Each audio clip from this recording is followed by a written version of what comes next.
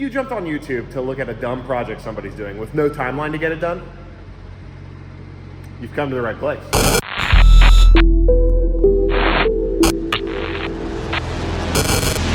Now, I've teased this project on our Instagram a few times. Hey, perfect. And I should probably get around to announcing it to you guys. What we have here is a 2013 Rising Blue Golf R shell. Clean title, even though we got these bent frame rails. And this car has no engine, no powertrain, no exhaust, no interior, some interior. And our goal is to have this thing ready to go by Wookies, which is only 33 days away. Now, with so much work to do in such a short period of time, I know what you're thinking.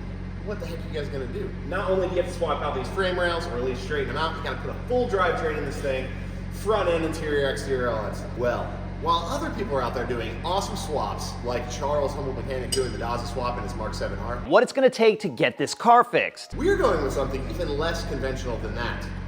We're gonna be swapping in no engine. And if you're wondering what that sweet, sweet humming sound is in the background that you're listening to, that is a diesel generator light tower, providing electricity to this whole shop until it gets to be a little warmer and I run electric from my house to the barn. So let me officially introduce to you the P3 camper. And the goal here is we're gonna chop this thing off right at the firewall, throw a hitch on it, and trailer it down to Wookies in the Woods in 33 days. And when I say trailer it, I don't mean put this on a trailer, I mean this is the trailer.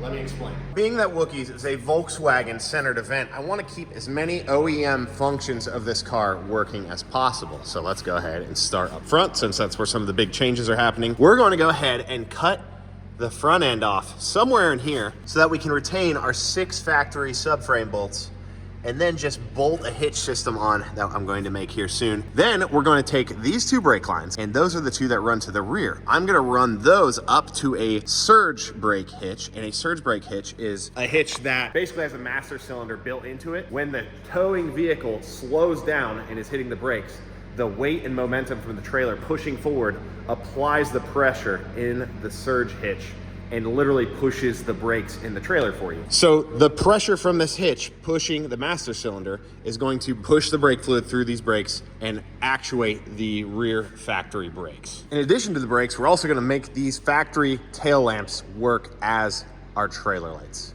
And while we're back here, I might as well also add that we're probably gonna add a hitch receiver right to the crash bar here so that we can put a platform here to carry camping accessories, a grill, bike rack, whatever you want.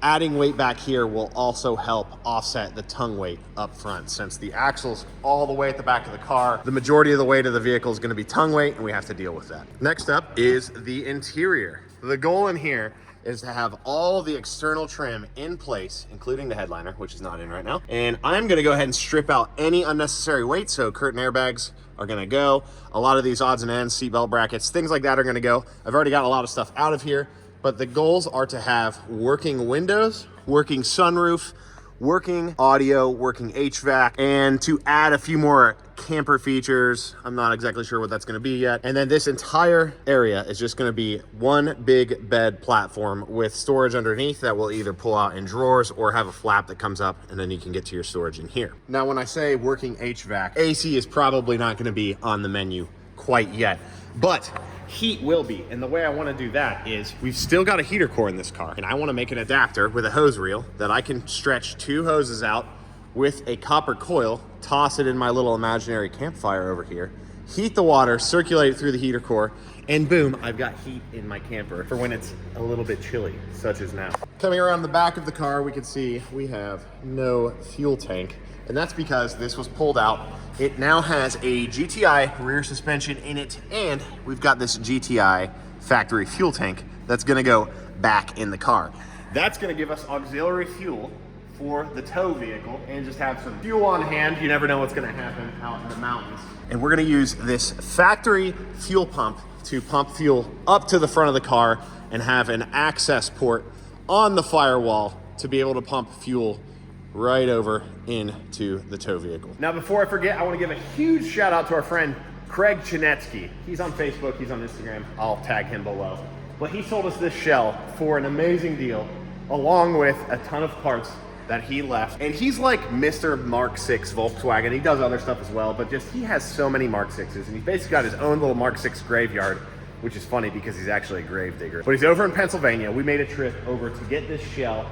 He set it up with a whole front suspension, set us up with a set of Talladegas, left a ton of the interior pieces in that he would normally sell. And then once I made a list of things I still needed, he put all that together and is shipping it to us right now, and I should get it tomorrow. So we should have everything we need to get a full interior done on the car, a bed frame built out, a hitch system in the front that retains factory brakes, and we're gonna be rocking a set of stock Talladegas so that this matches the tow vehicle as much as possible. So even just as a trailer, I feel like that's still kind of a lofty goal to get all these systems working. But basically, I want to have this looking complete, be SEMA ready. Maybe my climate control is not going to work. Maybe my windows don't roll up and down. Maybe my doors don't lock. Not sure about all the details yet, but this is going to be a trailer getting pulled to Wookies. And it's gonna be a camper that I'm probably gonna sleep in, and I should probably get to work. Let us know your thoughts. Do you think this is even gonna be able to get done? What do you think about this thing? Cool, stupid? If you think it, I wanna know it. Put it in the comments below. Like the video, subscribe to the channel. We're gonna be posting this. We're also getting the Mark 7 done. It's got a pile of parts waiting to get put on it as well. The Cheap R is currently on a road trip right now. I think it's doing pretty good even after the rally wreck. So we should be in good shape. We're gonna be bringing a lot of different things down, trying to mix it up. We want a little bit of variety in Wookies. Have some creative fun. The event is so cool, and it just kind of gets all the juices flowing, and you want to do cool stuff.